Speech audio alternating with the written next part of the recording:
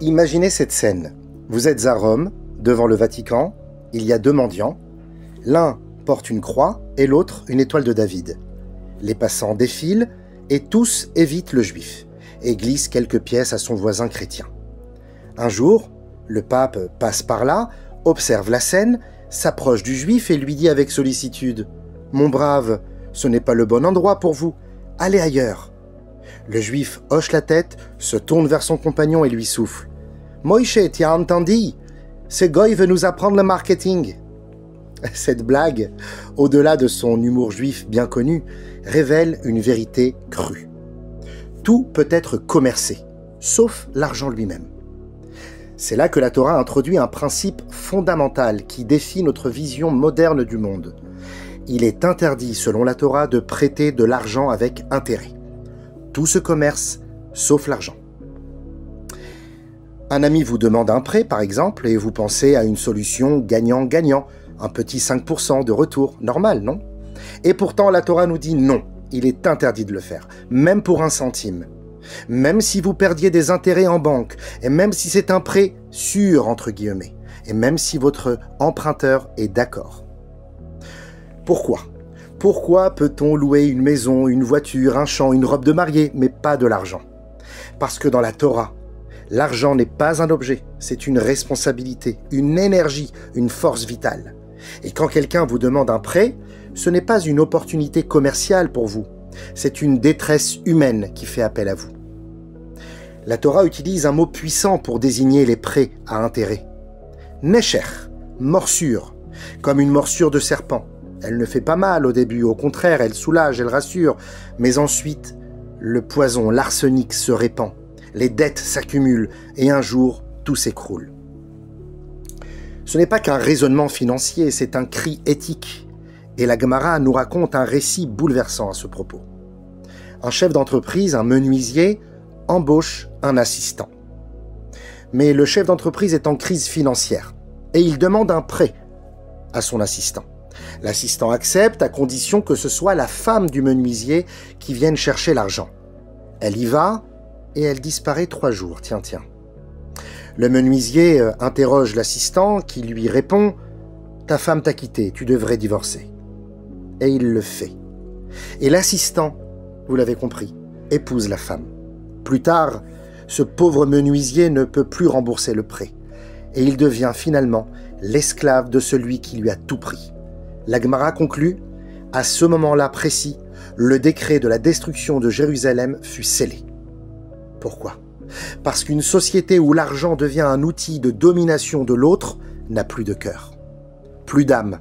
Mais même Jérusalem, qui est la ville sainte, s'écroule quand l'économie devient prédatrice. Depuis 2 siècles, l'Occident oscille entre 2 visions.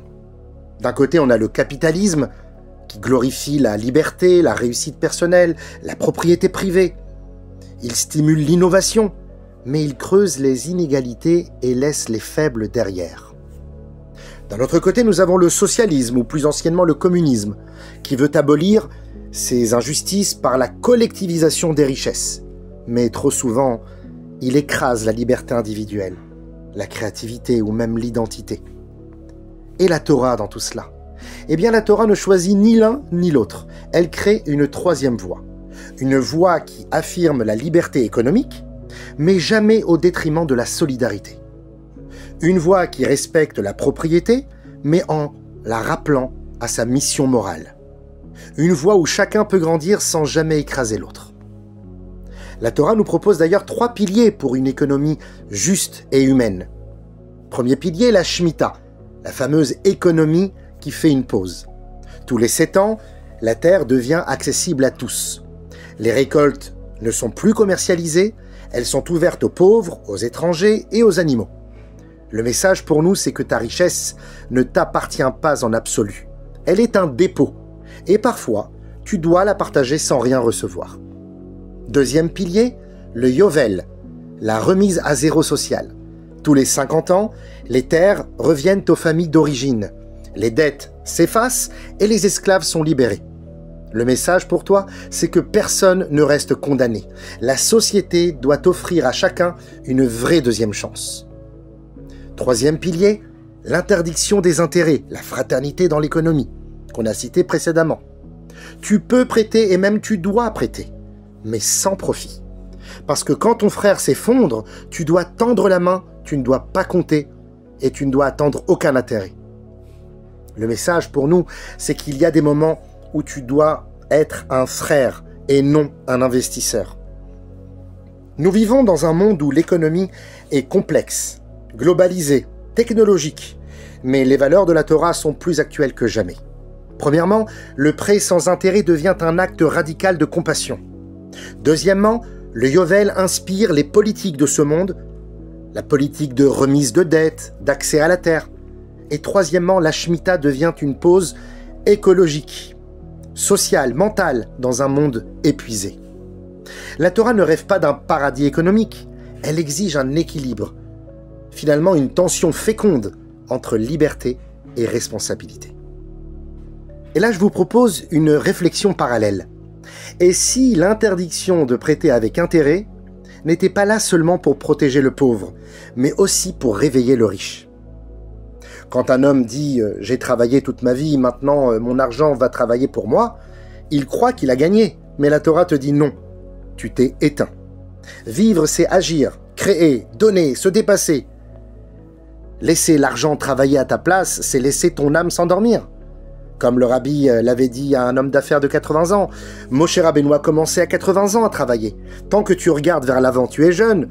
Ce qui vieillit, ce n'est pas l'âge, c'est de s'arrêter. Le roi David disait « Tous les jours de ta vie ont été inscrits dans ton livre, parce que chaque jour est un appel, une mission, un chapitre du grand livre de ta vie que tu dois écrire. » On raconte qu'une certaine ville écrivait sur les tombes de ses habitants non pas l'âge des défunts, mais le nombre de jours réellement vécus. Chaque soir, les habitants notaient « Est-ce que j'ai fait une bonne action aujourd'hui? Ai-je été meilleur ?» Et à la fin de leur vie, on ne comptait pas les années de vie, mais les jours de lumière qu'ils ont accomplis. Pour conclure, dans un monde obsédé par la croissance, la performance, le rendement économique, la Torah nous murmure une vérité éternelle.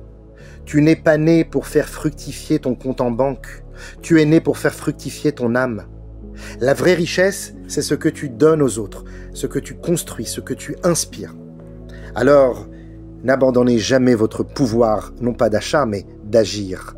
Ne laissez jamais votre argent vivre à votre place. Soyez vivants, soyez frères, soyez lumière.